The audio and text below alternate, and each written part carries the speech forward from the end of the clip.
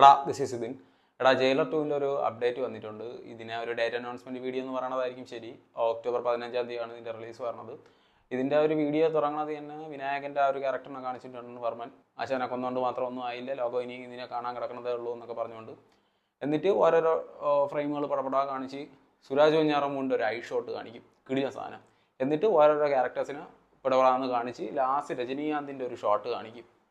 Set, അതായത് ബ്ലറാണ്, white ഷോട്ടാണ്, ആളുടെ ഒരു രൂപം മാത്രം കാണിച്ചുകൊണ്ട്.